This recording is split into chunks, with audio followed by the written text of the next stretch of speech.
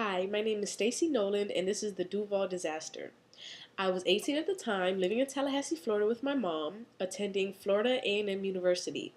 I had just began my music career, and I had received an invitation from a group of producers in the Ohio area who wished to recruit me for a permanent position in their company. So they invited me to fly out and see what their company was all about. I agreed and convinced my mom to let me go. I asked her, would it be alright if my best friend Toots drove me to the airport, dropped me off, and drove my mother's car back to her house? She said, yeah, Toots was like part of the family. She had no problem.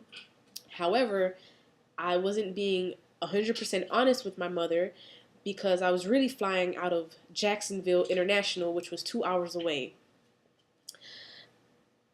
So the morning I called Toots, she comes over. It's like 4 in the morning, and we pile into the car. She's 7 months pregnant, and she was kind of scared. I told her, I reassured her everything would be fine, and I start the ignition. And as soon as I told her everything would be fine, I read the speedometer. It says 666. I'm a little superstitious, and I was a little nervous, so I said a prayer and put it in God's hands and prayed for the best. We got on the highway, everything was fine, I was switching CDs, Toots was sleeping, and I was like, oh man, I was so excited, like, oh, I'm gonna go meet these guys and have a real career and do what I love.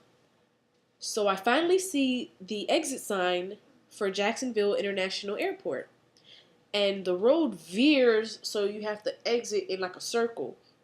And I was in the second to last lane on the far right, and there was an 18-wheeler speeding up as I'm trying to switch lanes. And I'm like, oh my goodness, like, what is he doing?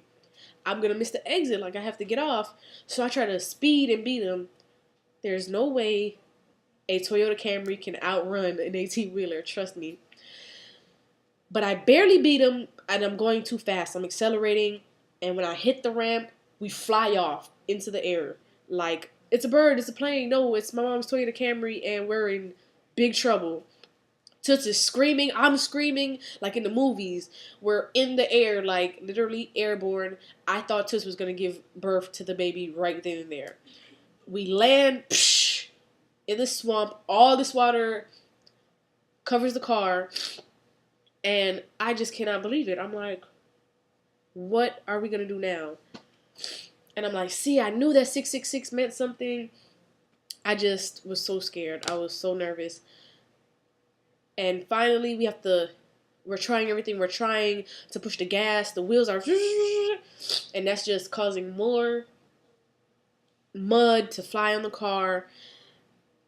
The windows are covered. The windshield, the back windshield, everything is muddy. Vines. So I get the bright idea to open the car door. And what happens? Water floods in.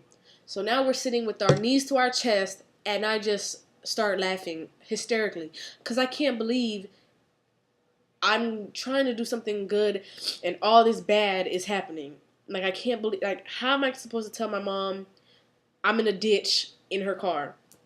So we call a tow truck.